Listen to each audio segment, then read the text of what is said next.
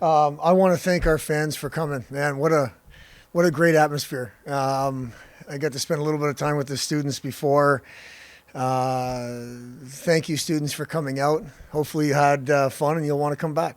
So thank you. We really appreciate it. Burge, that was what I was going to ask you. I mean, what was it like to hear this building just loud and proud? Awesome. And Awesome. It was great. did the guys feed off it? I mean, could you? Well, not enough. I think end. early we did. Then all of a sudden we got loose, and I would think they fed off it, but you'd have to ask them. So talk about the game. You got out to a lead again. Michigan or BG was able to come back in this one too. So Yeah. just kind of your thoughts on how this game transpired, start to finish. Full marks to Bowling Green, 2-0. The place is pretty crazy. I think the first period we got away from our game by taking undisciplined penalties. Second period we just got away from the game. I'm not sure what goes through the minds of these boys at times, and it's obvious breakaway, 2-on-1 breakaway. And we really do a poor job of managing the game, and that's the toughest part as you go from a program that has lost a bunch over the last this many years. You just can't simulate that in practice. You can't simulate that situation in practice, and we've had it. Most of the games since the start of the year, and we continue to show that we're not ready to win at the level we once knew and that we want to win at. 2-0 game, that should be locked down defensively, hopefully earn a power play and keep going. And instead it's mistake and then mistake and then mistake. And then our goaltender goes chasing the puck down, and I mean, he made some great saves, but we're trying to be a group that says, okay, let's make the next right play. And that's something that we've struggled with. Coach, you mentioned the penalties that you took in the first period, and it looked like second period early on, another one. Yeah. And what can you do, like, in the midst of the period, or what did you do to kind of settle them down and get things going? Because then don't take another one until the very end. Yeah, of that well, second. the first period is not who we are. We're not an undisciplined bunch. We're not. And I think two of those first three penalties were undisciplined for sure. I'm not exactly sure where that's been, because we haven't been that. If it was an Achilles heel of this group where we just undiscipline after undiscipline, well, we would sit guys out. That's what we would do. You sit in the stands and watch until you get disciplined enough and unselfish enough to do it our way. It hasn't really been who we are. Maybe you get caught up in the energy in the building. I'm not sure, but I think the latter half, most of the second and third period was more like who we are, a disciplined team that plays hard and doesn't usually put ourselves in penalty problems. Sure. In that second period, surrendering the 2 goals. Yeah. The second one, maybe pinching up a little bit too much. You mentioned the 2 breakaways, but it kind of settled down as the third period went on, and you were buzzing again, and thought you had that goal. How does that play into that whole third period and able to, like, make those in-game adjustments?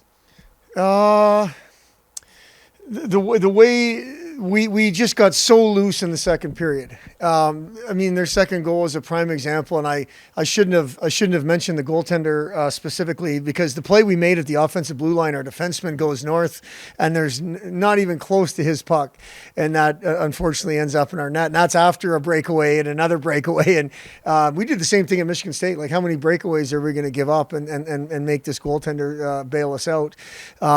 So after the second period, you say, we got to breathe here and play tighter. And we're not defending at the level I was hoping we would defend at so far this year, but I know we're capable of it. I know we're capable of better.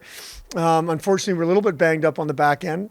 So you can't really, it's tough to hold guys accountable for their play. But it wasn't really in-game adjustments. It was what are we doing here? Like, when did the track meet start, and why? There's no reason for it. Get pucks past them, let them make the mistakes, which they didn't, and they capitalize on ours for sure. Overtime, what's the strategy now? I mean, this is, like it or not, all college hockey now goes straight to 3-on-3 hockey. So what is the mindset? It seems like teams have already kind of made those adjustments now, and the 3-on-3 haven't been deciding as much outside of what we saw at Ferris State early in the year. Yeah, no, this is only our second one, and we've had one loss and one tie. So they've I guess 50% of the time we've decided something. That seemed like some pretty good excitement going both ways there. So this is what we wanted, Wads. We wanted our game to look more like the NHL game. And so this is what we got. So the NCAA said, okay, if that's what you want, well, here you go. I'm not sure we wanted, like you win or you lose in 3-on-3, but that's what we have. And the mindset is, I think it's time and space, and stay on the defensive side of things when you don't have the puck, and when you do, let's go. It can't be careless, because again, these games matter. But I didn't think we were careless. I thought we got caught, and they made a couple of good plays, and so did we. The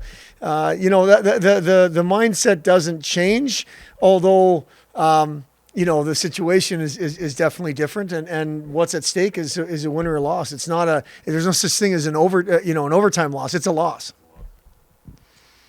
Coach, shifting to tomorrow, it's a quick turnaround. You've got to get on the bus and face them in their building, a building you know pretty well. Yeah. And what do you say to the team?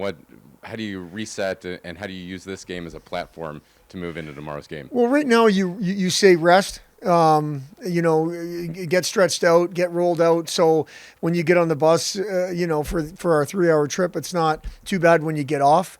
Tomorrow we'll sleep in a little bit and we'll go back to work. But the video to us will say, too loose defensively, too loose with the puck. We need to stick to a game plan. And this building, I've seen it before. I mean, some of our players were there a couple of years ago. It's going to be their home opener. It's going to be loud. It's Miami coming in. So it's going to be a tough place to play. So we better get right in the head and play the game the proper way, instead of trying to take all these chances and play the game that we're not built to play. Thanks, Coach. Good luck tomorrow. Thank you, guys. Appreciate you having me. Well, Joe, started out pretty hot. Walk me through that first goal.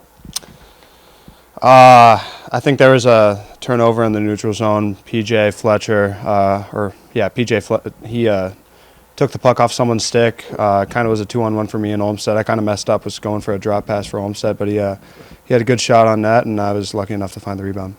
So 3 goals here in the early going in the first 4 games. So for you, though, playing in front of home fans, you got to do it a little bit your freshman year, nothing last year. What was it like out there tonight, lighting the lamp in front of the home crowd, in front of a sold-out crowd? It was awesome.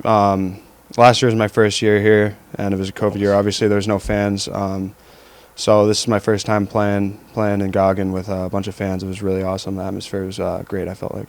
And tell me now about where the team's at. It was you guys had a 2-0 lead, and the BG was able to come back in that. Where's your guys' mindset at right now, though? You've been in every game, had chances to win every game, so it seems like you guys are so close now and ready to maybe turn a corner. Yeah, like you said, I think we're close. It's after midnight. Once we get on the bus, we kind of got to forget about tonight. No one's happy about it. Obviously, we wanted to win, especially leading 2-0. We got to learn how to step on their throats a little more. But it's a quick turnaround, like you said, for tomorrow, and we just got to be ready for tomorrow's game.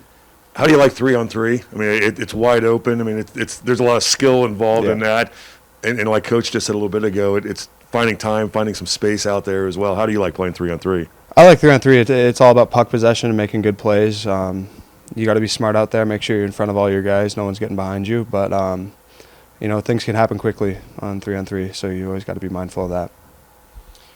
You were in here. You heard Coach talking about taking penalties early on. How can you move forward and play up to that line, but not? What do you think? How can you still play aggressively without going over that line and taking those pimps? I mean, I was one of them. I had 2 penalties tonight, not the first 2 penalties of the year. But speaking for myself and others, I guess, I mean, we just got to play hard, play clean, make sure we're, keeping our sticks on the ice. But, usually we're not an undisciplined team like Coach Bergeron said. I think I just keep doing what we're doing out there. Yeah, no power plays allowed last Saturday at Michigan State. So now you got to get on a bus tonight. It's kind of weird, not home series all the way, but you'll be on the bus and play at Bowling Green tomorrow. What do you guys do to get ready for that tomorrow? Put tonight out of your mind, and playing in front of their fans for the first time in a long time. It's going to be loud there tomorrow night. Yeah, I mean, like you said, we just got to make sure that we have a short memory here. be ready for tomorrow. I think we're all going to get on the bus with a good mindset and make sure we're getting good food, good nutrients in us, and stay hydrated and be ready for tomorrow when we wake up.